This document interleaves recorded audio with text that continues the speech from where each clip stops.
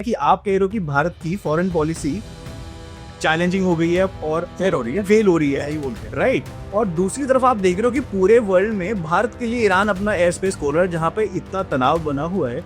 मुझे लगता है कि वहाँ बहुत अच्छा परफॉर्म कर रही है पॉलिसी और यहाँ फेल हो रही है। मतलब ये क्या पूरी केमिस्ट्री है? India is the military industrial complex also. हम किसको वेपन्स देते हैं, किससे बातचीत करते हैं, किस वॉर में, किस कॉन्फ्लिक्ट में हमारा क्या पर्टिकुलर स्टांस रहता है, कहाँ हम चुप रह जाते हैं, कहाँ पे हम एब्सटेन करते हैं, इतने सारे नुआंसेस।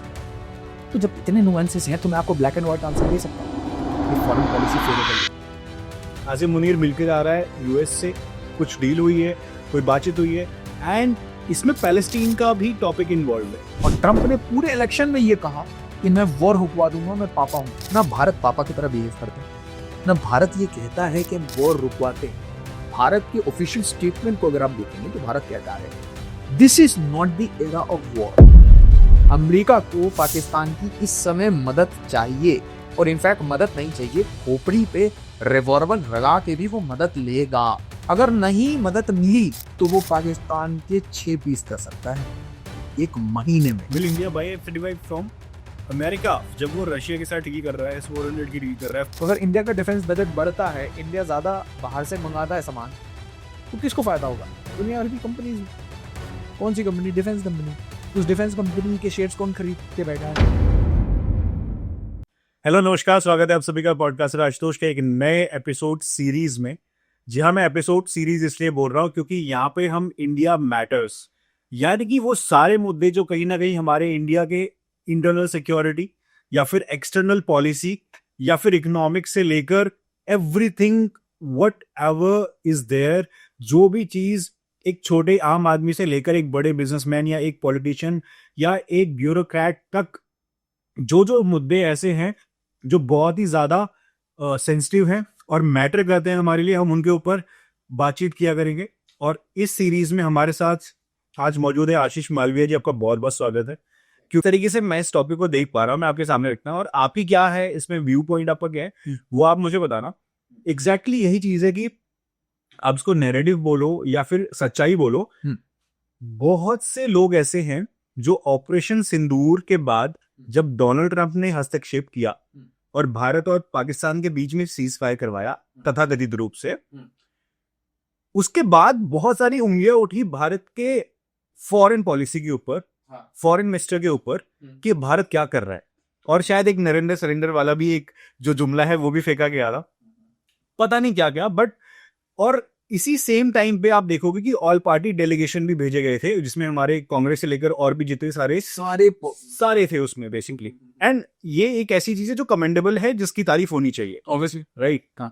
अब मेरा सवाल यहां पर ये है कि एक पर्सपेक्टिव तो ये है, दूसरा पर्सपेक्टिव क्या है कि अभी ईरान से इवैक्यूएट किया है भारत ने अपने लोगों को, और आजू बाजू वालों को भी उठा लिया है, नेपाल श्रीलंका के लोग बच्चों को भी उठाया, हाँ राइट।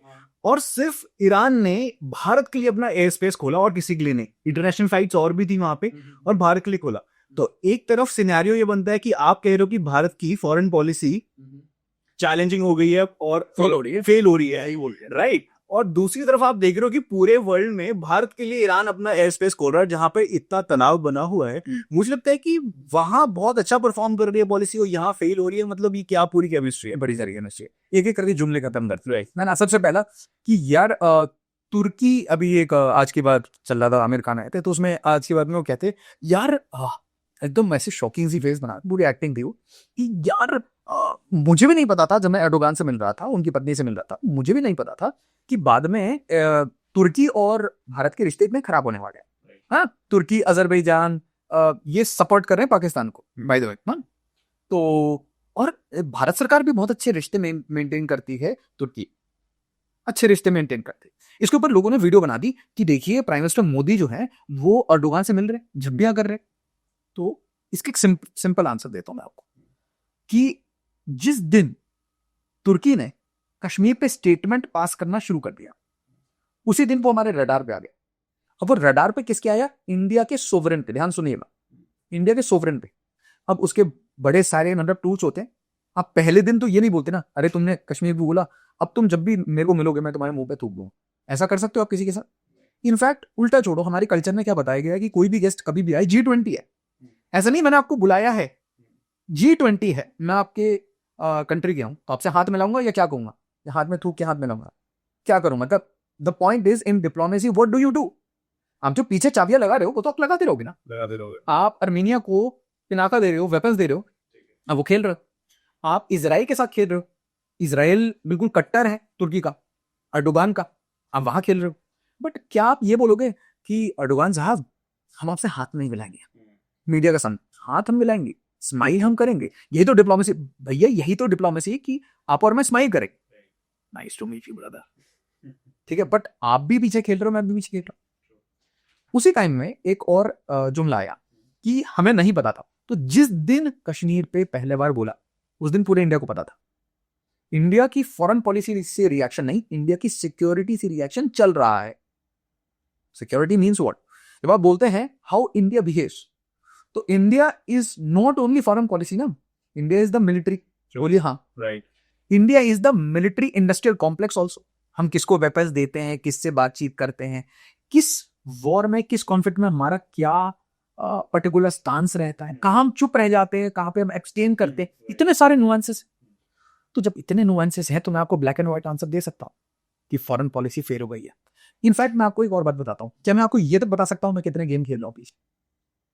कैन इट बी, मतलब मैं व्हाइट पेपर लाके, मतलब गवर्नमेंट, मान लीजिए गलती से मैं गवर्नमेंट ऑफ इंडिया हूं, can I put a white paper, these are the strategies we are following against Turkey, can we? अच्छा मान लीजिए हमारी ये जो हिडन काम है इसमें हम जीत भी रहे, तो भी क्या हम अदृश्य जो परिस्थितियां उसके बारे में अपनी तारीफ कर सकते हैं? कैन वी से? क्या मोसाड अपनी खुद की तारीफ करती है या काम हो जाता है बस? काम हो जाता है बस, हमें तो न्यूज आ जाती है ना, अननोन की बात हो जाती है कभी। अननोन के। तो आपको कैसे पता कि भारत की RNAW मोसाड के साथ किस लेवल पे कोऑपरेट करके अर्डोगान के साथ झप्पियां करते हुए अर्डोगान को परेशान कर रही? कुछ तो हुआ होगा ना कि उसके स्टेटमेंट्स पहले बहुत पीक कर रहे थे, फिर डाइल्यूट होने लगे। कुछ तो चाबी लगी होगी। देखो ऐसे नहीं होता कि आप अचानक से, मतलब I will if you want a scale, तो सबसे पहले उसने कश्मीर पे बोलना शुरू किया, then he picked Pakistan, Pakistan Kashmir, वो ऑलमोस्ट पाकिस्तान से हार्ड स्टेटमेंट देने लगा कश्मीर पे, फिर वो टोन डाउन हुआ। बट जब ये वॉर हुआ, मतलब जिसको ऑपरेशन सिंदूर हम कहते हैं, अनडिक्लेयर्ड वॉर, तो इस टाइम में आपको क्लियरली दिखा कि तुर्की की मिलिट्री इंडस्ट्रियल कॉम्प्लेक्स पाकिस्तान के मिलिट्री इंडस्ट्रियल कॉम्प्लेक्स के साथ मर्ज हो चुकी है। तो आप मुझे बताइए, आपको हमें उस दिन पता चला, इंटेल को कब पता था? तो आपको क्या लग रहा है कि हम चना, समझ रहे हो आप मेरी बात? तो उसके बाद भी प्राइम मिनिस्टर मोदी तो मिलेंगे, G20 पे मिलेंगे, झप्पिया करेंगे, स्माइल करेंगे, फोटो खिंचाएंगे, बट हम सिर्फ डिप्लोमेसी से डील नहीं करते। This is the first answer. What are the answers? Economically we will deal, बोलिए हाँ। हम लोग इंटेल के लेवल पे काम करेंगे, उसमें कोवर्ट ओवर्ट सारे गेम्स होंगे। हम लोग बिजनेस इंटरेस्ट में क्रिएट करेंगे, we will compete with Turkey, we will replace Turkey in some areas. हम ये कोशिश करेंगे कि किसी, और ध्यान सुनिएगा, कि किसी हमारे फ्रेंडली कंट्री के पास तुर्की के कोई कॉन्ट्रैक्ट्स ना जाए। आप किस किस लेवल तक खेलेंगे? ठीक है, आपकी कंपनी कोशिश करेगी कि तुर्की की कंपनी को आउटबिड करे। कितना बताएं व्हाइट पेपर में भैया, कहां तक आप बता सकते? So there is a pause. यहां पे बात समझ आ गई? जब पहली बार कश्मीर का नाम लिया तो एक इंडियन की तरह मुझे समझ आ गया Turkey is on radar. Aamir Khan तो बड़े आदमी है, आमिर खान के जो एडवाइजर्स हैं वो कितने बड़े आदमी होंगे, आप समझ रहे हैं, जो उनके सोशल मीडिया पोस्ट करते हैं। तो गलती नहीं होती है सीरियस में, ऐसे एरियाज में गलती नहीं होती। It is some economic interest which I have to protect and later on I can justify. तो जब भी, मैं आपको इसको एक एग्जांपल देता हूं, मान लीजिए आप सेलिब्रिटी है, मैं आपका एडवाइजर हूं, ठीक है, आपको you get some amount of money to promote a brand which has very good business in Pakistan. Okay, so as a brand advisor I will say, sir देखिए इस टाइम में तो ये जो ब्रांड है सिर्फ पाकिस्तान में नहीं सर, ये यूएस में भी। तो काम करिए सर, आपको इसके 55 लाख रुपए मिल रहे हैं, आप ये ले लीजिए। ओके, और सर अगर हमारे ऊपर कोई मीडिया बैकलैश आएगी, आपके कॉम्पिटिटर पैसे देके हमारे ऊपर मीडिया बैकलैश कराएंगे, ऐसा भी होता ना, आपके कॉम्पिटिटर भी तो चल रहे हैं, इतना बड़ा कॉन्ट्रैक्ट मिल गया, तो अगर वो बैकलैश कराएंगे तो सर हम डिफेंड कर देंगे ना कि oh this company does business in Pakistan, we knew that, but this company also does business in US which is our good friend. Okay, खेल गया ना मैंने आपके साथ। राइट। तो जब एक द हिंदू पढ़ने वाले सिंपल सी एस्पिरेंट जो कि किसी गांव से आ रहे हैं, जो एसएससी प्रिपरेशन कर रहा है, एनडीए की प्रिपरेशन कर रहा है, जब उसको ये बात पता है, भारत सरकार को पता है, वो ठीक है, भारत सरकार थोड़ी ना बोलेगी Turkey is our enemy number 1, नहीं, गिलियम से this is not diplomacy, this is मूर्खता, ठीक है। बट आप हर जगह देखेंगे we are standing against Turkey in every place. अभी प्राइम मिनिस्टर कहां गए?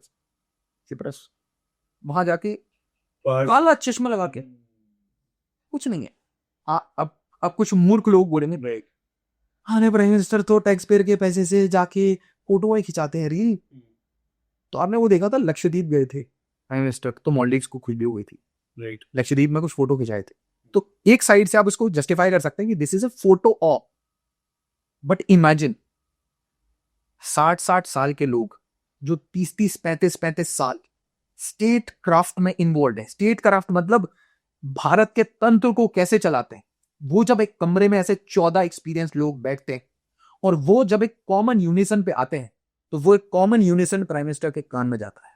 और अगर प्राइम मिनिस्टर उससे डिसएग्री करते हैं तो prime minister will ask for a second opinion, a third opinion, then he may also seek a political opinion.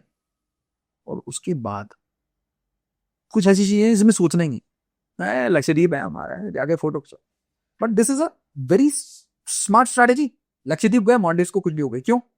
We were promoting our beaches, we were telling Indians in a very subtle tone, in a very subtle tone कि देखो, इसको बोलते हैं नज, इसको हम governance में नज बोलते हैं। नज मतलब, मैं आपको एग्जांपल दूं, बिहार में मैं गया, बिहार में प्राइम मिनिस्टर गए और ऐसे बोलते बोलते, इसीलिए कहते हैं अपने घर में बनाइए और घर में पकाइए, घरे में खाइए। अब मैंने ये टोन में कुछ कह दिया। नज वाले लोग स्मार्ट हैं। क्या भारत सरकार ये लिख सकती है, we will not buy Chinese? No, WTO में चले जाओगे आप, वर्ल्ड ट्रेड ऑर्गेनाइजेशन में केस हो जाएंगे, देयर आर इंटरनेशनल नॉर्म्स। आप इंटरनेशनल लॉ को वायलेट कैसे करते हो? Grey areas. पाकिस्तान टेररिज्म कैसे करता है? ग्रे एरिया से।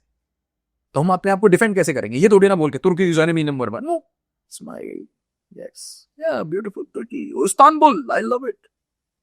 ऐसे ग्रे एरियाज बहुत सारे हैं हमारे इंटरनेशनल पॉलिटिक्स में ना। बस अभी एक रिसेंटली एक बहुत अच्छा एक इंसिडेंट हुआ। आसिम मुनीर साहब विजिट करके आए हैं यूएस, राइट? एंड इस what have you touched man? इस वजह से भी फॉरेन पॉलिसी गिवेल हो गई है। Exactly, I was coming to here.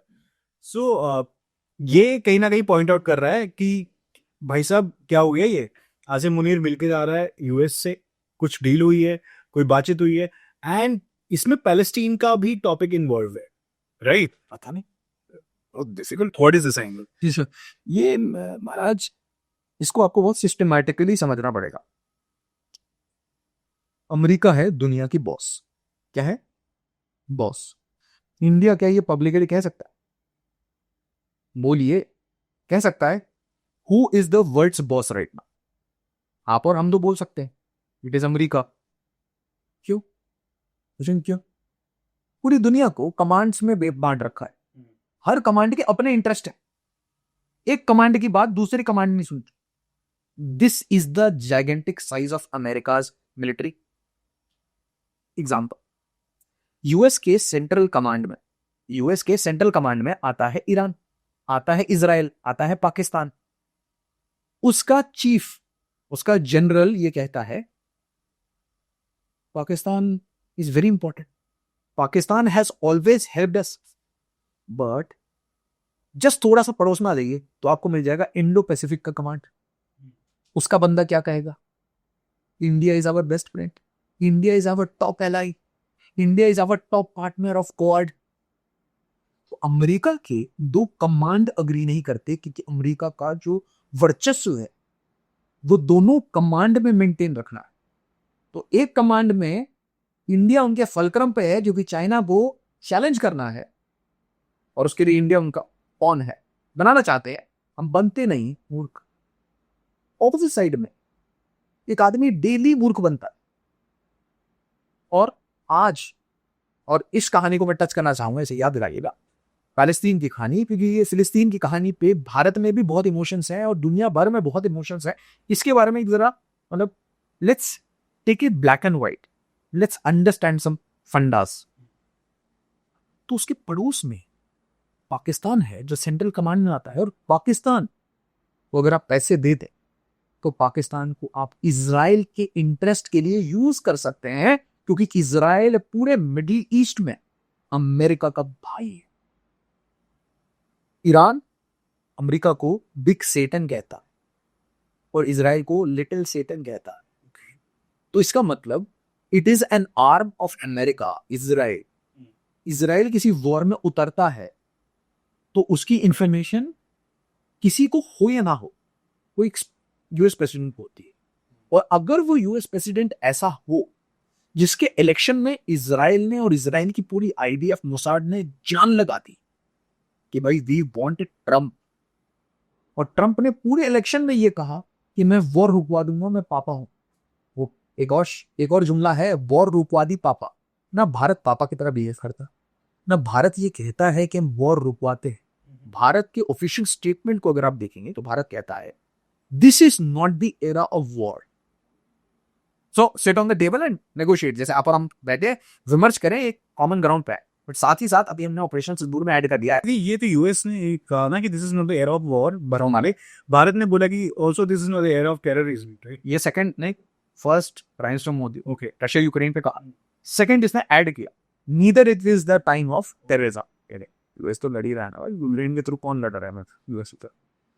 तो coming back to the point which is very precise कि पाकिस्तान आज यूएस के सेंट्रल कमांड, यूएस के वेस्ट एशिया स्ट्रेटजी, यूएस के इजराइल ब्रदरहुड के लिए आज पाकिस्तान की भूमि, पाकिस्तान का कोस्टलाइन, पाकिस्तान का बलूचिस्तान प्रोविंस और पाकिस्तान का फाटा और खैबर पख्तूनख्वा, ये सारे रीजन्स में जितने एयर बेसेस, नेवल बेसेस हैं, उस पे यूएस की एक्टिव डिप्लॉयमेंट है और उसको यूज करके ईरान पे सर्वेलेंस रखा जा रहा है।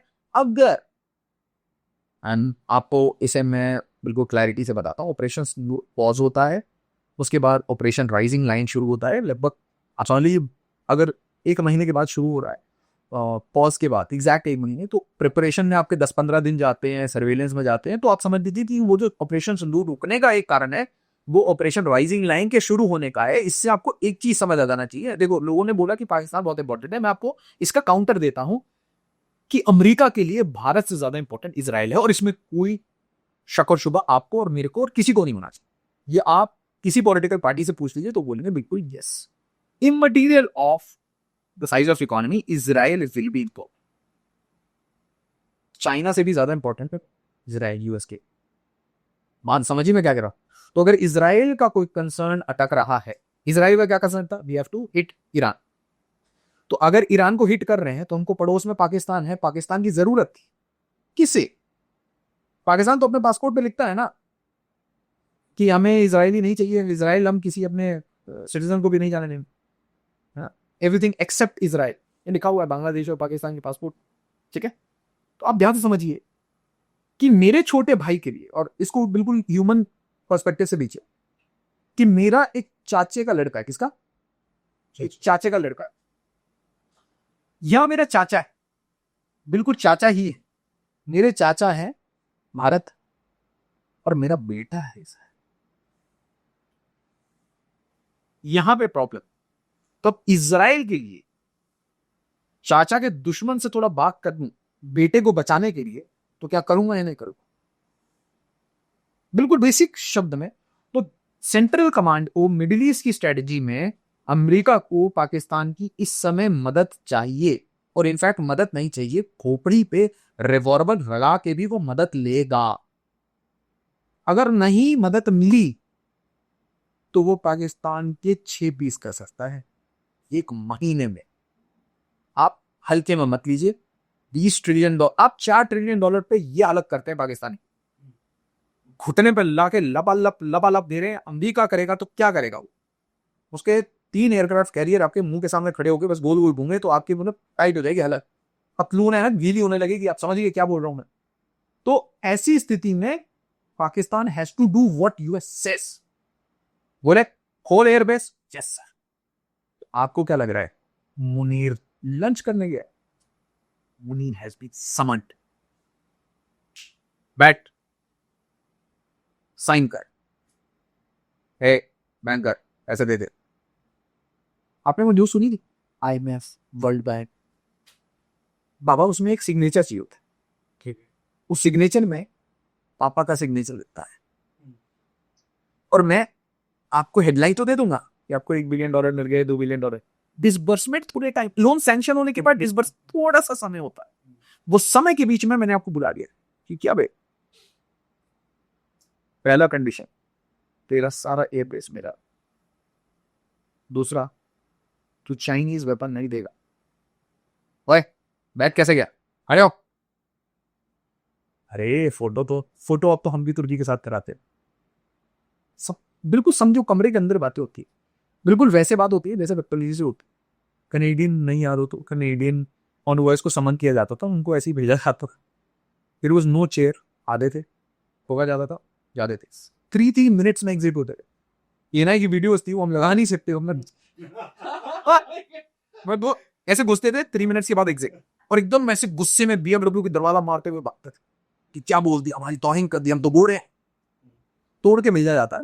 और एक बात बताता हूँ, आप अगर आपके ऑनवॉइस की बेइज्जती होती है तो एग्जैक्टली आपकी ही बेइज्जती। Which I don't know. ये वाले If we have seen that video, I think Canadian delegate was there and US president was there. Yeah. And दोनों एक दूसरे पे दिखा, नहीं इंग्लैंड से थे शायद। ही स्टारमर की क्या बात? हाँ वो एक्चुअली बता रहे थे कि we have sign very important document एंड वो डॉक्यूमेंट गिरा देता है ट्रम्प। सो मतलब आप देखो, मतलब दिस इज वेरी, वो तो मीडिया। अच्छा इस टेल मी वन थिंग, अगर ट्रम्प मीडिया के सामने ऐसे है तो कमरे में कैसे? एकदम समझ रहा हूँ ना क्या कह रहा हूँ, कि अगर मैंने आपको बिल्कुल कैमरा के सामने बेइज्जत कर दिया तो कमरे के अंदर क्या करता हूँ? हाउ यू आर ट्रीटेड वो छोड़ दो। मान लो मेरा एक एकदम तेज तर्रार ऑफिसर, मैं तो हुई बदतमीज, मेरा सबसे तेज तर्रार ऑफिसर आपके ऑफिसर से भी बात नहीं करेगा, वो सीधा आपको फेंकेगा। अगर आप अमेरिका हो ना, तो अमेरिका का एक ऑफिसर एक हेड ऑफ स्टेट से ज्यादा पावरफुल। सेक्रेटरी ऑफ स्टेट यहां पे कौन थे? अरे ये हमारे जो नाचते रहते थे यहाँ पे, the guy who used to, Eric Garcetti is on way to India, then Anthony Blinken, आज का देखिए Marco Rubio, they are more powerful than जो सामने बैठे। तो मैं आपको कुछ नहीं कहूंगा, ट्रम्प ऐसे बैठे रहे बोले टोक दिया, मैं कुछ नहीं, 2 बंदे, फॉरेन मिनिस्टर, डिफेंस मिनिस्टर, फिर मैं बोलूंगा नाउ मुनीर। तो क्या क्या चाहिए? सबसे इंपॉर्टेंट चीज, मुझे तेरे सारे एयरवेसेस चाहिए, and this is very polite way of telling, I'll need all your bases, all your air bases, all your naval bases. I don't want to see any China. I don't like China. No China. You know, China, Pakistan, economic corridor, none of that shit. कुछ नहीं चाहिए मुझे तेरी country में। Never again मैं सुनूंगा China Pakistan economic corridor. Most of all ये बलूचिस्तान में जितनी मिनरल डील्स हैं जो तूने चाइनीज कंपनी को दी है, वो अमेरिकन कंपनीज पे जाएगी, और जितने भी वेपन्स तू खरीद रहा है चाइना से, वो सब तेरे को अमेरिका से दिए। इसकी बदले तेरे को क्या चाहिए मुनीर? कि सर कुछ नहीं, बस इंडिया से बाच लो। हमारे ठीक है भाई, कुछ वीक कर देंगे, इंडिया के ऊपर कुछ ट्रीटमेंट वगैरह दे देंगे, इंडिया को थोड़ा समझा देंगे कैसे ना मारे तुम्हें, थोड़ा धीरे धीरे मारे, तुमसे इंटेल पहले शेयर कर देंगे, इससे पहले कि तुम पिटो तो हमें बता देंगे। और कुछ मुनीर, सर बस इतना ही चाहिए। सर क्या चाहिए? सर बस एक last request, sir please Balochistan में ह्यूमन राइट कह के बलूचिस्तान को आजाद मत करा। डन नहीं, but we will own Balochistan, yes for sure sir. अभी चाइना ओन करता है, चाइना के रोड है, क्या करना आप? एसिड बने हुए ना, बोलो ना मुझे, माई तो है। तो America wants a pi in Pakistan, yes answer is yes. अब मुझे बताओ नेक्स्ट, इससे बड़ा गेम बताओ। इस पासे में तो मैंने पहला पासा चला, अमेरिका की तरह ही सोचो ना, ही इज द बॉस। इस पासे में मैंने इंडिया को तंग किया, बोलो हाँ, आप और मैं पॉडकास्ट में बैठ गए, कुछ लोगों ने कहा फॉरेन पॉलिसी फेल हो गई, यहां तक ठीक है, क्यों हम एक साइड नहीं चुनते, लोग ऐसे क्रिटिसाइज करते क्यों हम एक साइड नहीं, तो आप कह रहे हो मतलब हम रशिया को दगा दे दे, अमेरिका के गोद में बैठ जाए, या फिर आप कह रहे हो कि अमेरिका को दगा दे के रशिया की गोद में बैठ जाए। मूर्ख है नेहरू, या मूर्ख है प्राइम मिनिस्टर मोदी, या मूर्ख है वो सारे इंडियन फॉरेन सर्विस के इतने सारे मेहनती ऑफिसर, कोई नहीं। They have all worked and understood one simple thing, हम किसी के साइड जाते हैं, हम अपनी इंडिपेंडेंस को, सोवरेनिटी को गिरवी रखते हैं, जैसे पाकिस्तान ने रखा। तो अब ध्यान सुनो, पहला गेम क्या हुआ, फर्स्ट गेम वाज की आसिफ मुनीर से मैंने उस टाइम में मदद की थी, जिस टाइम में मेरे को अपने भाई की, अपने बेटे की मदद करनी थी अगेंस्ट ईरान। दूसरा, मैं I get the Balochistan resources. तीसरा, exit of China, competition with China, China is the main enemy भाई। इंडो पैसिफिक में भारत क्यों चाहिए, क्योंकि चाइना के अगेंस्ट खेल रहा है। म्यांमार में क्यों खेल रहे हैं, क्योंकि चाइना के अगेंस्ट खेलना है। बांग्लादेश में क्यों टफ खेलते हैं, चाइना को रोकना है। अरे यार, पिछली जो शेख हसीना की रेजिम थी बहुत मदद कर रही थी यार, रूप को न्यूक्लियर प्लांट रशिया को दे रही थी, चाइना के एनरोड्स हो रहे थे, इंडिया के एनरोड्स हो रहे थे, अमेरिका था ही नहीं। अब पूरे अमेरिका, अब पूरा अमेरिका। म्यांमार में रखाइन कॉरिडोर बना बना के ड्रामे हो रहे हैं। एशिया पैसिफिक से इंडो पैसिफिक इसलिए तो हो गया स्टैंड। हाँ, मतलब the point is America wants to encircle China, stop the spread of China. China वो वायरस की तरह समझता है कि जहां चाइना जाता है अपने पैसे डालता है और एक कॉरिडोर बना लेता है। तो अब देखो, एक तीर से कितने निशाने हो रहे हैं। पाकिस्तान को सिर्फ अपने जेब में रखने से क्या हो रहा है, मैंने तो दिए $2 बिलियन, तूने तो अपने ईमान बेच दिया, बट ईमान में कौन कौन बिक दिया, चाइना के पुराने सारे कॉन्ट्रैक्ट्स, चाइना के इंजीनियर, उनकी सेफ्टी, बलूचिस्तान के लोग, बलूचिस्तान की जमीन, सब कुछ बेच डाला। मोस्ट इंपॉर्टेंट, चाइना का स्प्रेड रोक दिया। उसके अलावा अगर मैं पाकिस्तान में हूं तो मैं परपेचुअली अफगानिस्तान और ईरान में। Do you think China will handle it या फिर टेक इट सो इजी? ये तो मैं अभी इसके ऊपर तो आता हूं। तो यहाँ तो they will never take it easy, it's a competition. तो पुट इट वेरी ब्लैक, यार आप 18 पे हो, मैं 20 पे हो, तो हम तो लड़े। तो फिर चाइना आपका अफगानिस्तान में आ जाएगा। नहीं, उसके अपने सोल्यूशन है ना अमेरिका।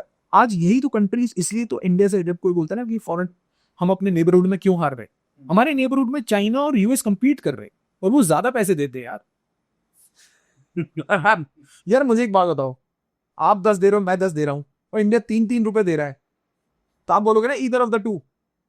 3 रुपए कौन लेगा, politician. End of the day, how do you buy a country, politician. खत्म, ओवर, बस। आपको क्या लगता है, इंडिया में नहीं बाय करने की कोशिश करते, दोनों अपना खेलते रहते हैं हर तरीके से, इसलिए इतनी पेडलिंग होती है। एनी विच वे, उसके ऊपर नहीं आएंगे। तो this way I have entered Pakistan, मैंने अपने बेटे को बचा लिया, मैंने सब कुछ इस रीजन में देख लिया। रिसोर्स की बात बाद में करेंगे। अब सुनो जो मेन गेम होता है, अब बताऊं मुझे। पड़ोस में $4 ट्रिलियन की इकॉनमी है, ठीक है, उसके पास इतना सारा डिफेंस बजट है।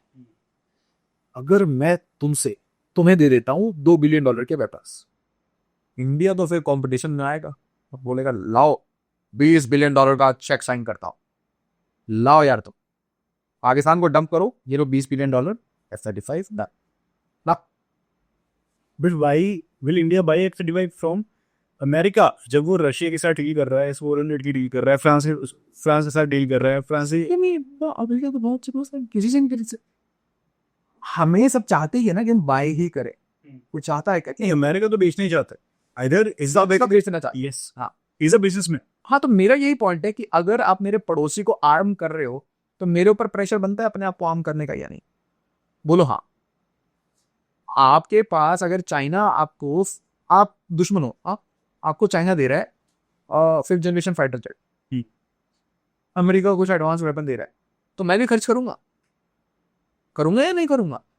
तो अगर इंडिया का डिफेंस बजट बढ़ता है, इंडिया ज्यादा बाहर से मंगाता है सामान, तो किसको फायदा होगा, दुनिया भर की कंपनीज में। कौन सी कंपनी, डिफेंस कंपनी। उस डिफेंस कंपनी के शेयर्स कौन खरीद के बैठा है, मतलब चिट भी तेरी पट भी तेरी, वैसा वाला सिस्टम है भाई। तो फ्रांस के वेपन्स भी खरीद ले, तू जर्मनी के खरीद ले, वो जो कंपनी है, जो लिस्टेड कंपनी है, उसके जो शेयर्स हैं वो किसी अमेरिकन बैंक ने खरीद से। मनी इज ऑलवेज देयर, वरना रशिया यूक्रेन इतना नहीं चलता। क्यों मतलब ऐसा क्यों हो रहा है? इफ अमेरिका इज, हम नहीं ले रहे ना यार, हम नहीं ले रहे ना। आप समझो, वो बोल रहे थे ले तुरंत ले, हम नहीं लिया। अगर अमेरिका इतना इन्फ्लुएंशियल है, अगर यूरोप में उसका इन्फ्लुएंस है, सेंट्रल एशिया में इन्फ्लुएंस है, साउथ एशिया में अगर है, तो ऐसा क्यों होता है कि इंडिया और पाकिस्तान का वॉर रुकवा के वो यूक्रेन और रशिया भूल गया, ठीक है, ईरान इजराइल वहां जो चल रहा है वो सब चल ही रहा है, बट इंडिया और पाकिस्तान रुकवा के अपने आप को नॉमिनेट कर देना है नोबेल पीस प्राइज के लिए।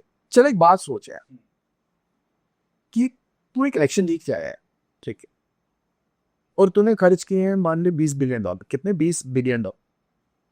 और तेरे सामने 2 वॉर है और दोनों वॉर $1-1 ट्रिलियन के हैं। तेरी कितनी कैपेसिटी है? समझ रहे हो मैं क्या कह रहा हूँ? You are also limited by your bureaucrats, you are also limited by your company.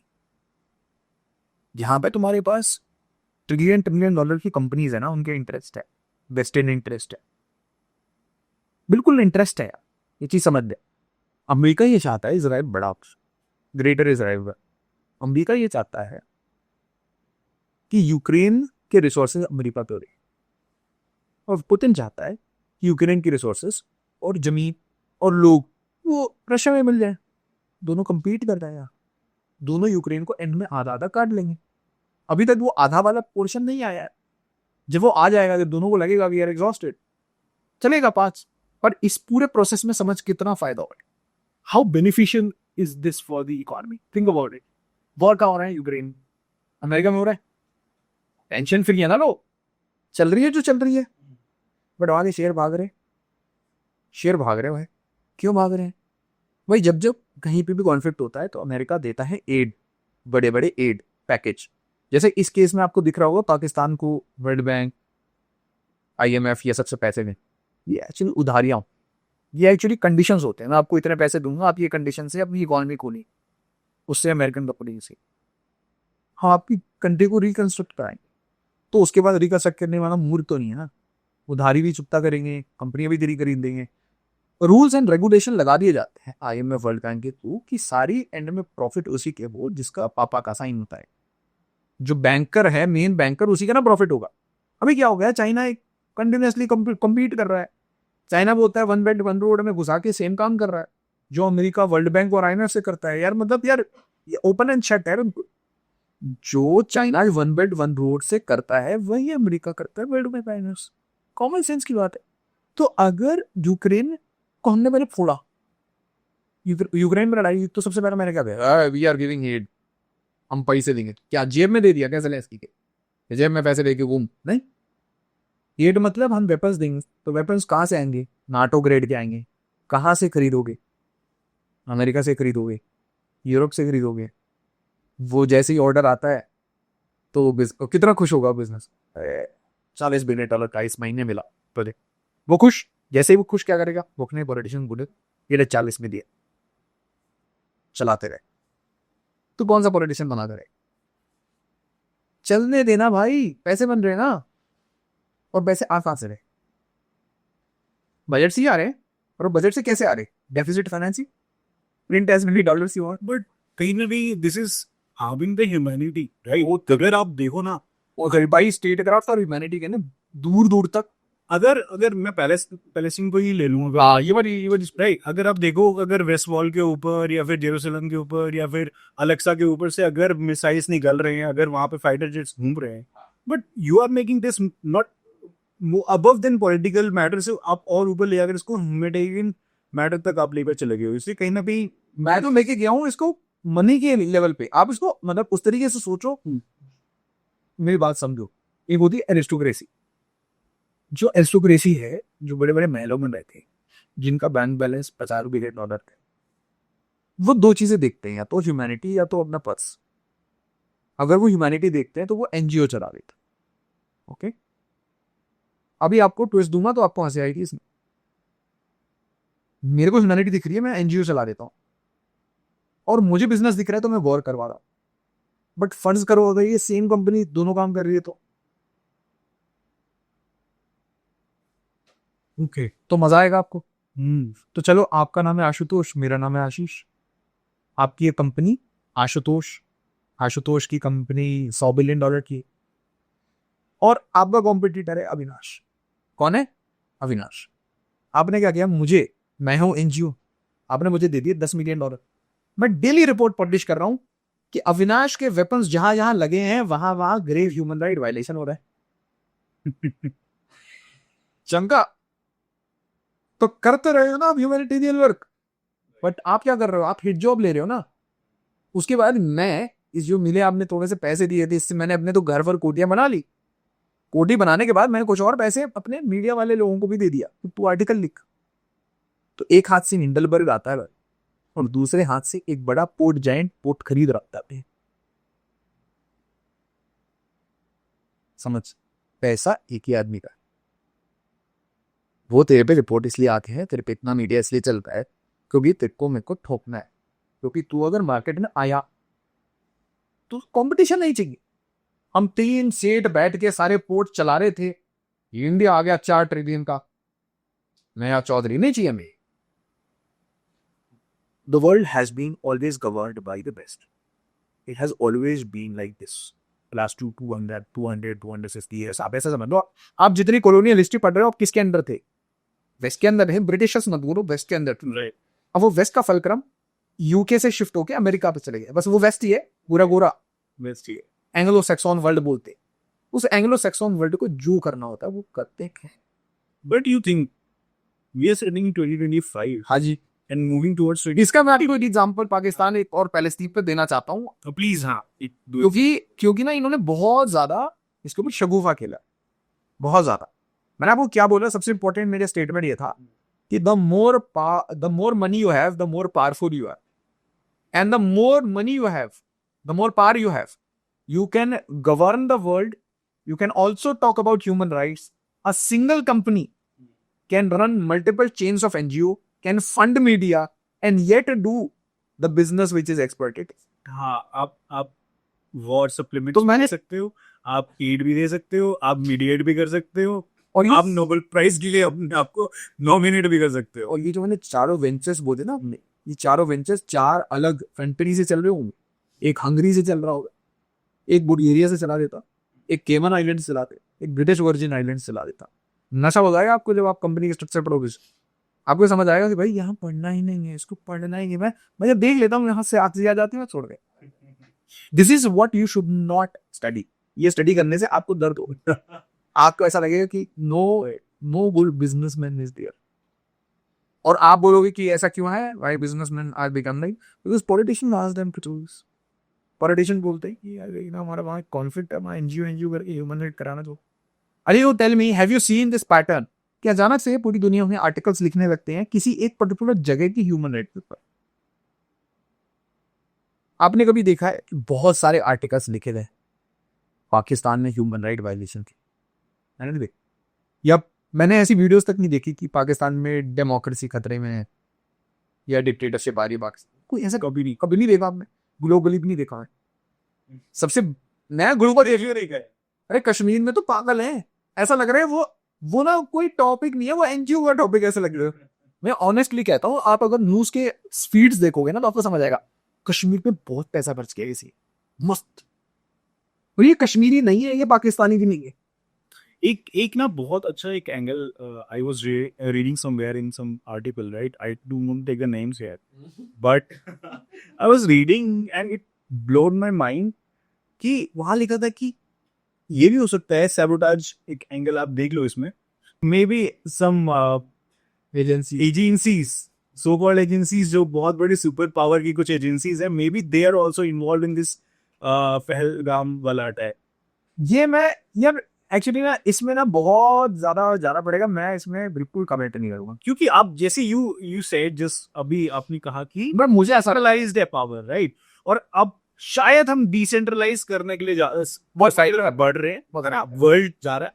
अभी आप देखो, मैं आपको लेके चलता हूँ वर्ल्ड वॉर। एकदम पहुंचता है यहाँ पे, इसका आंसर दे देता हूँ इमीडिएट, ठीक है, 1 लाइनर। होगी। पहले मान ले 1 बिलियनर के पास पूरा पावर था, आज ऐसा नहीं है पावर तुम्हारे मेरे पास आने वाली है। No no no no, you mistaken my friend. पहले एक सेंट्रल पावर थी, अब वो बहुत सारे डिस्ट्रीब्यूटेड बिलियनर्स के पास पावर आई, बड़ी सारी कंट्रीज और बिलियनर्स के पास पावर आएगी, बट ऐसा नहीं है। और हाँ, you are mistaken when you say the power is shifting और power has shifted, absolutely not. No no no no भाई, वो जब हम किताबों में लिखते हैं, मेंस के आंसर में लिख दीजिएगा, ठीक है? बिल्कुल नहीं है ऐसा, कोई पावर कहीं शिफ्टिंग नहीं है। मैं आपको बता रहा हूं, आज एकदम फ्रैंक बता रहा हूं, जो मन होगा अमेरिका का करेगा। अगर मन करा तो चाइना में घुस के मारेगा। बट रशिया और कुछ नहीं कर सकते आप, कुछ नहीं कर सकते। मैं आपको बता रहा हूं, अभी तक तो आपने उनकी डायरेक्ट पावर देखी नहीं। अभी तो वो यूक्रेन से खेल रहा है भाई।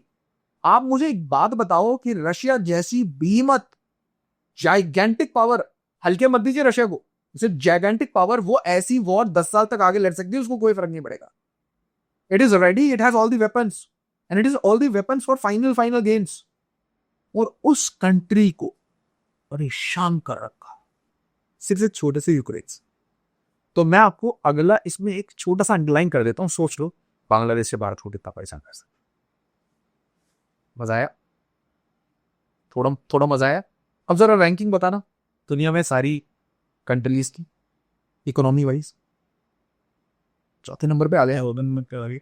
चौथे नंबर पे मतलब तुम्हारे आसपास भी एक दो यूक्रेन होने चाहिए। अरे पापा की तरह सोचो। यहाँ भाई चाइना के पास क्या क्या है, क्या क्या लिस्ट में बताया चाइना को कैसे अटैक करेंगे? ताइवान, साउथ चाइना सी, कोरिया। हाँ, किम जोंग उन उधर से, साउथ में शायद किम जोंग उन ने भी, आई थिंक नॉर्थ कोरिया ने भी साउथ कोरिया भी अभी मिसाइल छोड़ी। ये सब छोड़ो, मैं ये सब अभी टॉय टॉय गेम्स हैं, ये छोड़ दो। नॉर्थ आप सिर्फ एक एक ना कर्सरी चाइना का ना एक सर्कल करते हैं। चाइना हमारा फोकस है। आप कौन है? पापा। पापा देख रहे हैं अब चाइना। बहुत चौड़ा हो गया है। कहाँ कहाँ है इसका? अच्छा, एक तो रशिया है। रशिया के साथ लड़ाई कैसे लगाई? व्लादिमीर पुतिन को दोस्त बना लेती। ट्रम्प पुतिन दोस्ती, बॉनहोमी, बार बार ट्रम्प पुतिन बॉनहोमी। कुछ ऐसा ही बिल्कुल बेट दिया था चाइना को, डेंग जियोपिंग को ऐसा ही बेट दिया था। सोवियत और चाइना साथ थे, चाइना को उठा के अमेरिका ले गया था, प्रॉमिस किया था इन्वेस्टमेंट दे देंगे, खत्म, गेम ओवर। यूनिटी ब्रेक करो, पहला गेम बता दिया आपको मैं। सबसे बड़ा दोस्त कौन? चाइना का? रशिया। रशिया को खरीद दो। और इनफैक्ट मैं आपको ये बताना चाहता हूं, ईरान के ऊपर ताबड़तोड़ अटैक कर रहा है इजराइल रशिया को। पहला आपको हिट मिल जाना चाहिए यहां से। अगर ये कुछ और सिचुएशन होता, मान लो बाइडन होता president, Vladimir Putin will fight in Syria also. उसके पास वो पावर है, उसके पास वो आर्मामेंट्स हैं कि वो सीरिया में सरकार चेंज नहीं होने देता और वो ईरान पर अटैक नहीं होने देता यार। वो भी पड़ोस में घूम घूम के बैठ। But he is now silent. Silent क्यों? क्योंकि उसके इंटरेस्ट ट्रम्प प्रोटेक्ट कर। सबके नेशनल इंटरेस्ट है ना। तो चाइना रशिया में पहले कोई बवाल करा दो, first point. Second point, Korean peninsula में कोई बवाल करा दो, 2 पॉइंट जगह हो गए। तीसरे पॉइंट, जापान चाइना में कोई बवाल करा दो, ईस्ट चाइना सी को थोड़ा अनस्टेबल कर दो। ट्रेड ना कर पाए चाइना, ट्रेड नहीं कर पाएगा तो चलेगा कैसे कल का दिन? साउथ चाइना सी में फिलीपींस, वियतनाम, सबको यूज करके कोई बवाल करा दो। ताइवान को यूज करके, हांगकांग को यूज करके कुछ ना कुछ करते रहो। क्योंकि चाइना अंदर नहीं घुसने देता ना, तो वो चाइना के चारों तरफ छोटे छोटे। अब इधर आ जाओ, इंडिया के साइड आओ। इंडिया के साइड आओ तो जहां जहां पोर्ट थे चाइना के, वो कंट्री में प्रॉब्लम हो गई। हम्बनटोटा श्रीलंका में economic crisis. Myanmar port Kyaukpyu submarine base बना के बैठा था चाइना, सिविल वॉर। अरे आप देखते जाओ, डॉट्स कनेक्ट करो। यहां पे बैठ गया था ये क्या नाम है तुम्हारे, बांग्लादेश में बिल्कुल चौधरी की तरह के बैठा था, मोहम्मद यूनुस। कंफ्यूजन हो रही है ना, थोड़ी हो रही है। अब समझ आ रहा है। तो they want to encircle China. अब मुझे अगले आंसर पे आओ, who next after China? India. तो बताओ, तुम्हारी इंसर्कल हो रही है, इंसर्कलमेंट हो रही है या नहीं हो रही है? तुम बोल रहे हो चाइना कर रहा है, मैं कह रहा हूं पापा तो सबका देखते हैं। चाइना तो सिर्फ हमारा देख रहा है, मान लेता हूं मैं चाइना हमारा कर रहा है, तो पापा तो सबका देखना पड़ता है ना। पापा से global police, please understand. And हाँ, इस सटायर में पापा बोल रहा हूँ, पिताजी मेरे, अपने पिताजी में। सो आज अगर आप पाकिस्तान में देखते हो, आसिम मुनीर के साथ मीटिंग होती है, तो उसका एक कॉनोटेशन ये भी है कि कल Asim Munir will be a hedge against India. कल Pakistan will be a hedge against India. अगर आप देखो कि ये सेम बिहेवियर नेपाल के साथ हो या मालदीव्स के साथ हो, किसी भी और कंट्री के साथ, उनको ज्यादा इज्जत मिलने लगी, उनको ज्यादा पैसे मिलने लगे, तो समझ लो it is a hedging game. और इंडिया कभी भी इस चेकबुक वाले गेम में लड़ ही नहीं सकता, क्योंकि वो बड़े बैंकर्स हैं भाई, हमारे पास इतने पैसे नहीं है, हमारा पर कैपिटा इतना नहीं। तो इंडिया के लिए कौन सा समय है, कौन सा समय है कि इस पूरे लॉट में सबसे बड़ा चाचा कौन है? सबका मतलब चौधरी कौन बन रहा था सबसे ज्यादा इन्वेस्ट? सबसे ज्यादा दादागिरी किसकी? पाकिस्तान की। 15-20 ब्रह्मोस मार दिए, बांग्लादेश जग गया। वो आप समझ नहीं रहे। आपका हुआ ये था कि अरे भाई इससे दूर रहो, वरना राइफल मार देता है। अब क्या हुआ, आपके पूरी कॉलोनी में सबने राइफल ले ली। अब आपने क्या किया, एक दिन सुबह अपने छत पे रखा बोफोर्स और हवा मार दिया। कॉलोनी में कोई अपने गन नहीं दिखाएगा आपको। और मान लो इस पूरी कॉलोनी का सबसे बड़ा गुंडा है, उसी के घर पे बोफोर्स मार दिया आपने, तो घर पे ऐसे सीधा आपने नाली आपने पहले पहले हवा में मार के दिखाई। तो इंडिया क्या करता है, हवा में ऐसे कभी इधर से इधर मिसाइल, कभी उधर से इधर मिसाइल, कभी अग्नि, कभी अग्नि 1 2 3 4 5 6 मर्व, ये वो सब मरीज सब घुमा घुमा के टेस्ट कर रहे हैं। हम टेस्टिंग करते रहते हैं। टेस्टिंग भाई, कीड़ी टेस्टिंग, हम तो स्वाद लेते हैं हर एरिया में, थोड़ा इधर थोड़ा उधर थोड़ा इधर, परेशान करते हो। थोड़ी न्यूसेंस वैल्यू होनी चाहिए। अब ये बातें आपको कोई फॉरेन पॉलिसी में बताएगा बोलो, बट आपको मैं ये कह रहा हूं, इंडिया सिर्फ फॉरेन पॉलिसी से नहीं चलता ना मेरी जान। सिक्योरिटी, सुन, Indian navy, Indian army, Indian air force, अलग अलग एजेंसीज, एक इन 10 नहीं है जी, RNAW नहीं भाई, मल्टीपल लेयर्स में एजेंसीज हैं। यार आपको ये पता होगा कि हमारे सेंट्रल आर्म्ड पुलिस फोर्सेस की भी एजेंसी है, सबकी इंटेल एजेंसी है ना भाई। अरे आप CRPF क्यों, आप अपनी खुद की नहीं रखोगे इंटेल? अरे दिल्ली पुलिस की, हरियाणा पुलिस की सबकी होती है। अब आप नहीं करो, स्पेशल सेल पड़े दिल्ली में, आप किसी से पूछो, अखबार में आता है special cell squad this person, पूछो कहां तक जाता है स्पेशल सेल, नेपाल घूम के आ जाता। तो आप थोड़ा रिलैक्स होकर सोचो कि कितने लेयर्स की आपकी अपैरेटस है। और ये एकदम ब्यूरोक्रेटिक सिस्टम है, इसलिए आपको कभी लेयर ही नहीं समझ आएंगे, ये फाइलों में दबी हुई कहानियां है। This is how we work in secrecy official secret.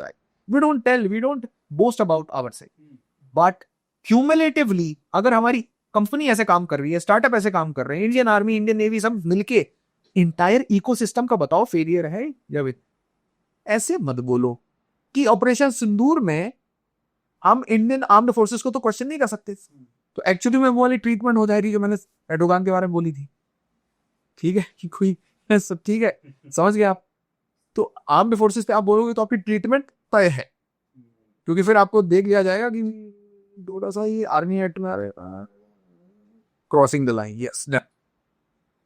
और वैसे आजकल लोग भी डन के मोड में कि भाई वो पाकिस्तान को तोड़ दिया, तू कौन है भाई, क्या ऐसे ऐसे मोड में है लोग। नेवर अबाउट आर्म्ड फोर्सेस, जो उन्होंने काम किया, जो वैलर किया, लोग कह रहे थे, पोस्ट देखे मैंने, और GST लो, निर्मला ताई आप और GST लो, आप और लगाओ एयर डिफेंस, और ब्रह्मोस मारो मैं, और देख के मजा स्वार आए लोगों को बहुत दिनों का एक होता ना कि कारगिल, हमने हिस्ट्री पढ़ी थी, मैंने जैसे लास्ट कारगिल देखा, कारगिल में भी इतने छोटे से सेक्टर में लड़ाई थी। अगर आप बताओ, जो वैलर था आर्म्ड फोर्सेस से, ऑलमोस्ट एकदम छोटे से सेक्टर में लड़ाई। सारा गेम तो पोजीशनिंग का था, दे वर एट हायर एल्टीट्यूड। हाँ, और बहुत हमारी बहुत डिफिकल्ट वॉर था, बिकॉज वो जब मुझे याद है कि ये दिल मांगे मोर, विक्रम बत्रा, मतलब एवरी डे, मतलब उस टाइम में बहुत, पता नहीं, मैं बच्चा था, मेरा बहुत इमोशन, मैं रोने लगता था टीवी देख, I should cry like crazy, मेरे को रोना आता था, मुझे नहीं पता क्यों। वो पामूद पे मुझे शायद ये समझ आ गया था कि इसमें डेड बॉडीज, मुझे नहीं पता कि, मतलब एग्जैक्टली नहीं पता था, बट समाउ अभी देखो मेरे थोड़ा नम हो गया, क्योंकि वो याद आता है मुझे कि वो टाइम में ऐसे मूवीज ये देख रहा था मैं। और मुझे याद है उस टाइम में बरखा दत्त, बाद में मेरे को समझ आया कि ठीक है क्या नहीं देखना क्या देखना है, बट बरखा दत्त उस टाइम में बहुत ज्यादा रिपोर्टिंग करती थी, बिल्कुल वही था एकदम उस पोजीशन में जाके। उस टाइम एक NDTV का कुछ और नाम था शायद, NDTV में ही वो उसका कुछ और नाम होता था, तो उसी में बरखा दत्त आती थी, और वो एकदम बॉर्डर पे जहाँ पे वो बोफोर्स चल रहे होते थे ना, और सिर्फ एक ही स्टोरी थी बोफोर्स। इस बार पता क्या था, इस बार ऐसा था, अभी तो घोड़ों को भेजा, चीते बाकी, इस बार का मतलब मैं आपको बता रहा हूं, आज तक का ये सबसे हाईएस्ट स्केल का गेम था, और हम इसे वॉर नहीं कहते। हाँ राइट, एग्जैक्टली। और मुझे लगता है कि इससे भारत को बहुत सारे फायदे हुए।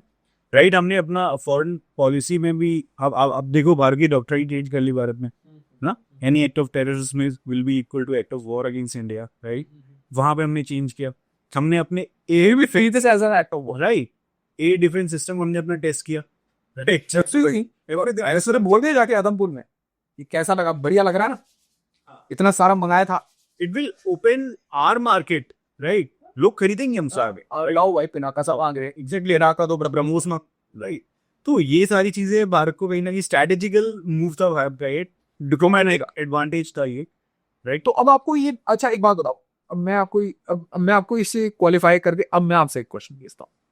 तो एक बात बताओ, operation Sindoor was a success और a failure It is still going on, I think, right? Till now? What can you say? It's absolutely a success for India, absolutely a win? right? Is it a win for Indian cricket team? पूछ रहा हूँ ना आपसे। For the Indian diplomacy. It is for all of India, ये पूरे भारत का है। तो आर्म्ड फोर्सेस किसकी है? भारत की। भारत की, right?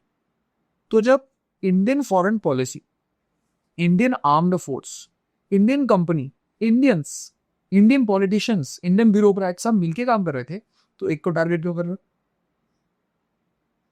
समझ रहे हो मेरी बात? क्योंकि इसका मैं आपको जवाब दूंगा, आपको बहुत बुरा लगेगा।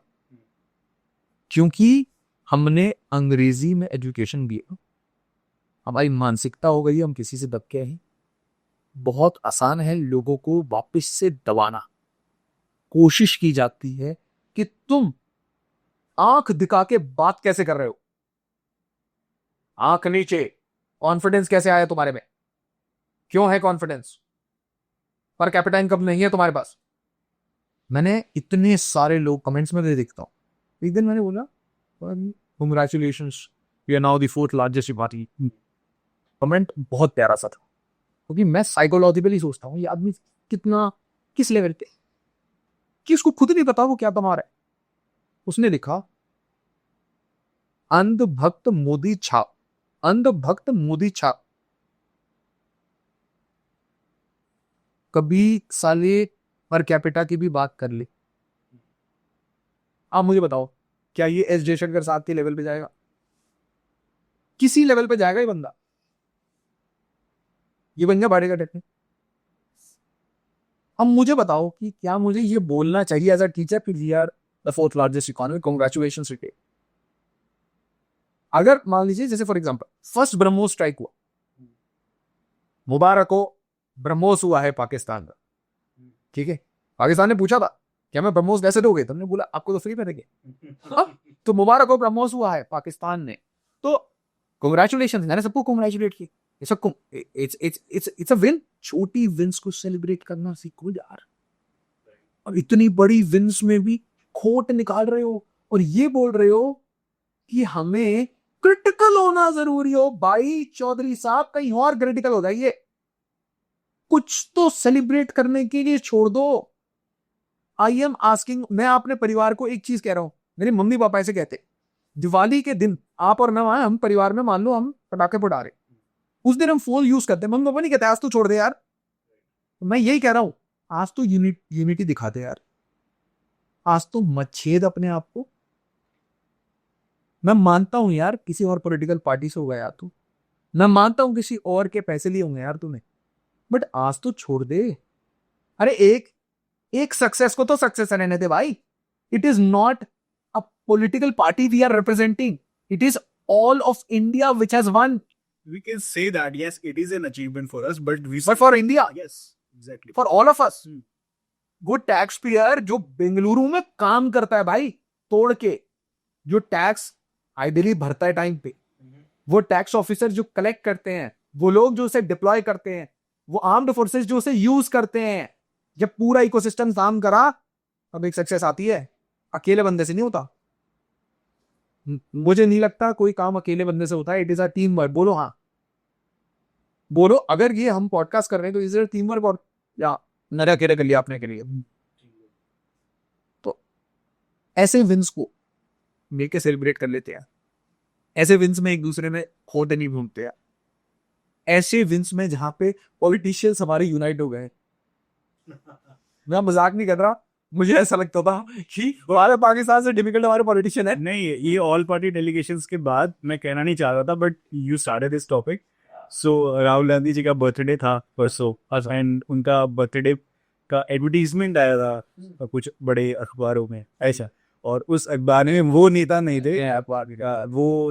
थे जो ऑल पार्टी डेलीगेशन में भारत की तरफ से नेतृत्व कर रहे हैं भारत का मिडिल ईस्ट में जाता, सेंट्रल एशिया में। आप यार मैं इसको ना अलग तरीके से लेता हूँ। हम्म। मुझे ऐसा लगता है कि we need more smart people in politics, जैसे कि और ओपोजिशन। हर जगह है यार, in power, on opposite side, on the third side, on the fifth side, everywhere. मुझे ऐसा लगता है पर्सनली कि विवेक रामास्वामी को अमेरिका ने अब्सॉर्ब कर लिया, ठीक है। विवेक रामास्वामी जैसे लोग, सुंदर पिचाई जैसे लोग भारत छोड़ के ना जाए। हमें अपने सिस्टम्स में इंप्रूवमेंट करना है, और ये सिस्टम में अगर इंप्रूवमेंट हो तो हमारी पॉलिटिक्स इस लेवल पे उतरेगी। हमारी पॉलिटिक्स इस लेवल पे उतर रही है क्योंकि मैं मान नहीं सकता, आपको बता रहा हूँ कि जो लीडर्स होते हैं वो खराब होते हैं। मैं मान नहीं सकता। आप ये सोचोगे कि एक लीडर खराब है, नहीं, एडवाइजर खराब। मैं आपको लिखित में दे सकता हूं ये बात। हमारे लीडर्स हमारे बॉलीवुड के एक्टर जैसे हैं, नहीं पता उनको इजराइल का है। आप दे सकते हो लिखित में कि हमारे सारे मेंबर ऑफ पार्लियामेंट को पता है इजराइल और पैलेस्टीन का है। मैप में अगर मैं सबको, अगर इंडिया की पार्लियामेंट में हम बांट दें, कि उन्हें हंसने की बात नहीं है, बिकॉज इसको ऐसे समझो कि we the people, it's we the people who elect them, and if we are electing them, तो वो हम में से ही तो चुन के आ रहे हैं। तो हम में से जो चुन के आएंगे वो आम आदमी ही आएंगे ना। खास लोग इतने हैं नहीं ना, सारे लोग बिलियनर नहीं है ना इंडिया में, तो नॉर्मल आदमी आएंगे। अच्छा एक बात बताओ, ये जो first pass the post system है, इसमें नंबर का गेम है ना, किसको ज्यादा वोट मिले। तो क्या इंडिया के अधिकांश लोगों को ये पता है इजराइल पैलेस्टीन कहाँ है? नहीं पता। कुछ लोग नारे भी लगा लेते हैं, कुछ लोग इसराइल के साथ भी खड़े हो जाते हैं, बट किसी को मैप अगर दे दो आप कि लगा डॉट, तो नहीं, अरे मैं आपको छोड़ो यार, हमारे यार कम से कम 6 महीने की प्रिपरेशन करने के बाद बच्चा नहीं बता पाएगा यार अलक्सा कहाँ है, वेस्ट बैंक क्या है। अरे इसलिए तो यूपीसी पूछता है ये, अरे ये पूछते नहीं स्टेट ऑफ हॉर्मूज कहाँ है। एग्जांपल आपको दे देते हैं कि यार ये मुझे भी पढ़ना पड़ा था, सबको पढ़ना पड़ा था, मैं तो इंजीनियर था, मुझे कुछ नहीं आता था, आई हैड नो क्लू। तो मैं ये कह रहा हूँ कि क्या आम आदमी बता पाएंगे स्टेट ऑफ हॉर्मूज का? नहीं। पर्शियन गल्फ का? नहीं। तो क्या हमारे पार्लियामेंटेरियंस बता पाएंगे? मोस्टली नहीं। जब वो नहीं बता पाए तो अब क्यों एक्सपेक्ट करते हो उनसे क्योंकि हर चीज पे एग्जैक्ट ओपिनियन, सही ओपिनियन पता होगा? तो जब उनको ये नहीं पता तो इसका मतलब कोई को एडवाइस करता है। जो एडवाइस करता है वही थर्ड ग्रेड फोर्थ ग्रेड का बचा हुआ माल मिलता है। फर्स्ट ग्रेड का तो गूगल और माइक्रोसॉफ्ट ले गया है। आईआईटी बॉम्बे आया, पहले दिन आपको ये साइकिल बता देता हूँ, ठीक है। तो 5 मैंग कंपनी आती है। हाँ, महंगा थे। मैंग आई सबसे पहले आईआईटी बॉम्बे, फिर आईआईटी दिल्ली, कानपुर, खड़गपुर, चेन्नई, गुवाहाटी, साफ इंडिया पे कहने ले भाई अब खेल दो पॉलिटिक्स पॉलिटिक्स। वो तो अमेरिका चले गए, उनको जापान लग गया। जब मैं प्लेसमेंट करा रहा था तो मुझे ये जब साइड चीजें समझ आए कि anybody, like I would not से एनीबॉडी, तो दोस्त बुरा हो जाएंगे, but anybody who had that CV, golden CV, साला वो इंडियन है। आप देखो ना, मतलब भाई तो ऐसे एडवाइजर्स प्रॉब्लम, अगर अच्छा एडवाइजर होता, इंक्लूसिव एडवाइजर होता, तो पता क्या बोलता, इंक्लूड एवरीवन। ऐसा भी हो सकता है जिसने फंडिंग की हो साइड, उसके मन में खोद दो। You never know what is the strategy. मतलब आप क्लियरली नहीं बता सकते कि ये पोस्टर छप गया। ऐसे बहुत बार, मैं आपको बता रहा हूँ, बहुत बार ऐसा होगा कि भारत सरकार से भी ऐसी गलती होगा, बहुत बार मिसकम्युनिकेशन होता है। जैसे एक मिसकम्युनिकेशन में आपको बताता हूँ, सीडीएस साहब ने कुछ कह दिया, ब्लूमबर्ग को इंटरव्यू दे दिया था कि रफाइल फाइल कुछ एक इंटरव्यू दे दिया। I think that was a mistake, वो नहीं करना चाहिए, वो नहीं बोलना चाहिए। तो आप कम्युनिकेशन खराब इसलिए हो रही है क्योंकि हम सब, आप और मैं, मान लीजिए आप ऑपोजिशन है, मैं ऑपोजिशन हूँ, थर्ड इंसान पावर में, हम तीनों को बात करनी चाहिए कि what will be the entire all of India messaging on operation. ये लास्ट क्वेश्चन अभी कुछ पाकिस्तान के कुछ एक्शंस हैं, you are discussing off the camera, right? And आपने मुझे बताया कि पाकिस्तान ने मुस्लिम्स को चीट किया है। अरे यार मैं आपको बता रहा हूँ, पाकिस्तान की तो मैंने आपको बताई थी ना, वो यूपीएससी वाली क्लैरिटी दी कि भाई सर दौड़ना है इसको, ठीक है, बिल्कुल लाल किले फतह करना है। फिर इनका एक और इल्यूजन है, डिसइल्यूजनमेंट है ना, मतलब नशा कुछ है, एक अलग लेवल का लेते हैं, अफगानिस्तान का लेते हैं सामान, कुछ लेते तो पहला assumption, लाल किले पे फतेह करेंगे। दूसरा assumption, Indian Muslims are not Indians. Indian Muslims उनके साथ, उनको हमेशा ऐसा इसी आर्गुमेंट के साथ उन्होंने पहले कश्मीर में लड़ाई की, तो पहली वॉर इन्होंने इसलिए शुरू की। तो they always try to pass such statements की वो इंडियन मुस्लिम माइंड्स को इन्फ्लुएंस कर सकते, ऐसे स्टेटमेंट जान के देते हैं। बट उनके अब लेजिस्लेटर्स खड़े होके अपने पार्लियामेंट और सेनेट के सामने बोल रहे हैं, आपने लूट लिया यार, आपने क्या किया, आपने एयर बेसिस दे दिए, आपने अपने सारे बेसिस दे दिए, अब हम ईरान के अगेंस्ट लड़ाई करवाएंगे, ये लोग ये सब अमेरिका में जाके बेच आए हैं। ऐसी तो ईरान में कौन है जिसके बेस पे आपने टू नेशन थ्योरी का जो हवाला आपने दिया था, नहीं, वो धर्म के नाम पे, धर्म के नाम पे। तो उनका था धार्मिक तरीके से हिंदू मुसलमान अलग अलग हैं, तो वो अलग अलग कंट्री में रहेंगे। और इसके बाद हमारा पहला उन्होंने झूठ बेचा था कि चूरन उन्होंने बेचा था कि इसके इंडिया के यार सिंपल लोग थे यार, मैं मानता हूँ बहुत सिंपल लोग थे। अगर जिन्ना जैसे हमारे पास कोई होते तो इनको टाइट वाइट करके गोल घुमा देते। इनका सिस्टम, हम लोग बहुत जेन्युइन, मैं आपको बता रहा हूँ, मुझे समझ बड़े सिंपल पॉलिटिशियन थे। उन्होंने कहा यार हट करो, इतना टेंशन कौन लेना है यार, ले हो इतना लो और तुम अपना बिजनेस करो, हम अपना बिजनेस करते हैं, इस मोड में दिया। बट वो फिर अब प्रॉब्लम हुई तो उन्होंने हमारे साथ चीटी की। इसके बाद किसके साथ चीटी, अभी रिसेंटली उन्होंने चीटी की है फिलिस्तीन के साथ। तो इन्होंने पेप्सी की बोतलें फाड़ी हैं, दीवार में मारी। और मैंने देखता हूँ जब भी ऐसे कोई काम कर रहा होता है इन लोग होते हैं। तो आपने मेरे से पूछा कि ये पाकिस्तान और फिलिस्तीन की क्या कहा, तो मैं बताता हूँ, इन्होंने बहुत चूरन इन्होंने बहुत बेचा है दुनिया में, तो एक चूरन इनका खोलते हैं। तो जितने मैंने देखा है गरीब लोग होते हैं बेचारे, वो जाते हैं जूडियो के स्टोर के बाहर जाएंगे, फिलिस्तीन के नारे लगाएंगे। और बिल्कुल सही बात है, जिसको फिलिस्तीन के साथ अपनी इमोशंस आती हैं अच्छी बात है, आए। जिसको इजराइल के साथ आते हैं आए। हमें, मैं तो इंडिया का अप्रोच बताता हूँ, तो दोनों के दोस्त हैं और हमारे इंटरेस्ट जहाँ पे रहेंगे वहीं पर। तो अभी क्या, और एज ए इंडियन मेरा भी यही फीलिंग है भाई, मैं इतना मतलब रिलेट नहीं कर पाता ना इजराइल के साथ, ना मतलब आई कैन नॉट रिलेट ना। मैं आर्टिफिशियल जू नहीं बन सकता, मैं आर्टिफिशियल फिलिस्तीनी नहीं बन सकता, मैं नहीं हूं ना वहां का। मैं मतलब घूम के भी आऊंगा तुम नहीं समझ आएगा, तो झूठ क्यों बोल। हिस्ट्री जितनी है मैं पढ़ा सकता हूँ क्लास में, दैट्स इट। पढ़ के I can not feel it, समझ रहे हो ना, दिल में कुछ है ही नहीं, ब्लैंक। मेरे दिल में ये इंडियाज इंटरेस्ट फर्स्ट, वो जहां से हो रहे हो। कल मुझे पता चले कि ईरान से हमें $200 बिलियन, मेरा बेस्ट फ्रेंड है यार, दे भाई, ठीक है, तेल दे रहा भाई फ्री में, ले भाई, बेस्ट फ्रेंड। तो मेरा ये सब नहीं है। पॉलिटिकल पार्टी के अपने अपने रीजंस होते हैं, वोट बैंक पॉलिटिक्स वगैरह रहता है, वो मैं समझता हूँ। बट आपको मैं एक बहुत मजे की बात बता, तो सारे बेचारे जो एकदम नॉर्मल लोग हैं, मिडिल क्लास लोग हैं, लोअर मिडिल क्लास हैं, गरीब हैं, वो जाके कभी स्प्राइट की बोतल, कभी ये माउंटेन ड्यू की बोतल जाके फाड़ रहे होते, खरीदते हैं, बकायदा पैसे देते हैं खरीदने के, फिर खरीद के उसको दीवार पे मार, हट भी नहीं रही ठीक से बोतल, फिर उसको रख के उसके बाद कूदते हैं, फिर उसकी वीडियो बनाते हैं, फिर बोलते हैं फिलिस्तीन के हमारे छोटा सा कॉन्स्टिट्यूशन।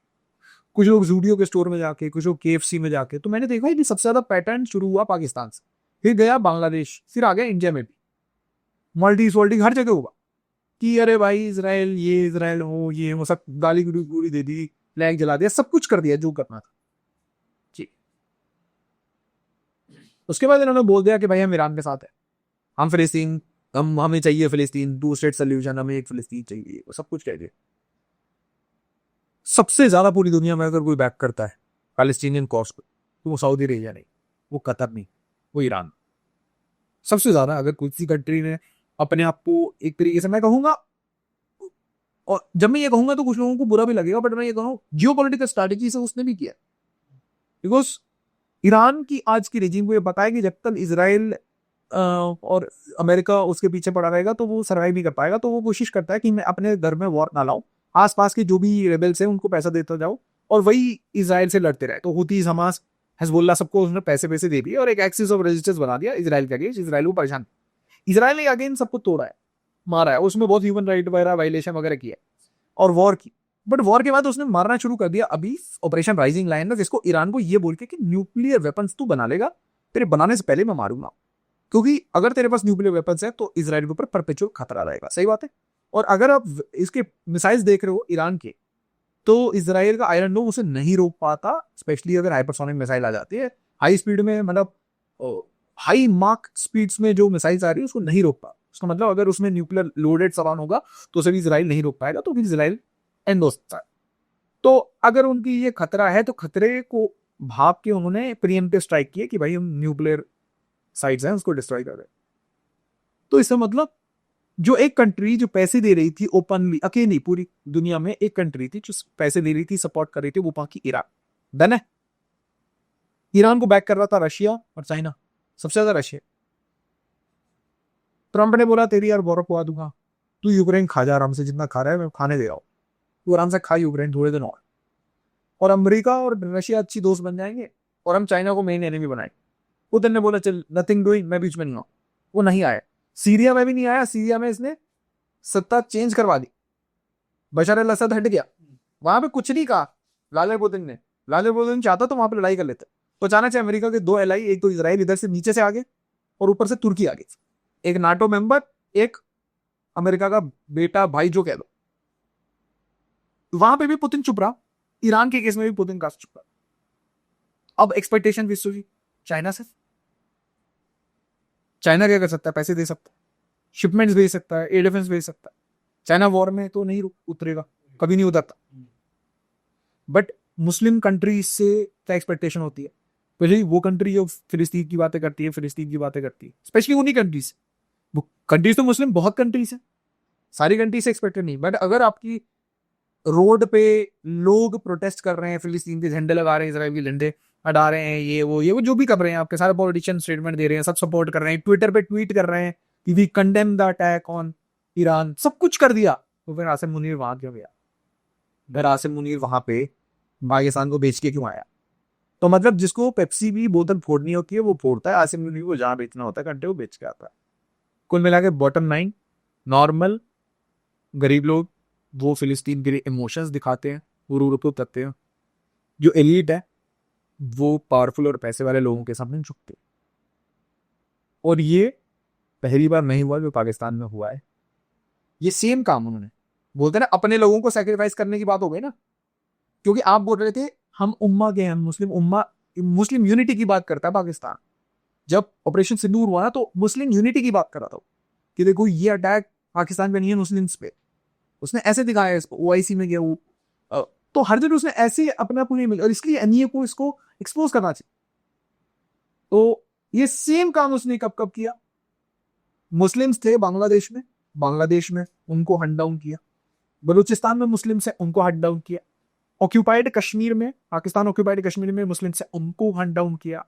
उसके बाद खैबर पख्तूनख्वा के मुस्लिम्स हैं उनको हट डाउन किया, उनके ऊपर ड्रोन स्ट्राइक्स करा रहा है, आज हेलीकॉप्टर स्ट्राइक्स करा रहा है। अफगानिस्तान में जो तालिबान की सरदार है वो भी मुस्लिम है, उसके ऊपर हिट कराया। उसके बाद जब इराक का इन्वेजन हुआ तब भी अमेरिका के साथ खड़ा हुआ, जब अफगानिस्तान का इन्वेजन हुआ तब भी खड़ा हुआ, येमेन के ऊपर अटैक हुआ तब भी अमेरिका के साथ खड़ा हुआ। आज पड़ोस में उसके ईरान है तो वो सिर्फ उसके साथ खड़ा नहीं हुआ, अपने टेरिटरी को दे रहा है कि भाई देख लो और मार लो। तो पॉइंट क्या हुआ? बाप बड़ा ना भैया, कब्जे बड़ा रुपया। बॉटम लाइन समझ आया? और ये पैसा कौन कमाएगा? जीना लोगों नहीं, पैसा कौन कमाएगा? मुझे जवाब दो।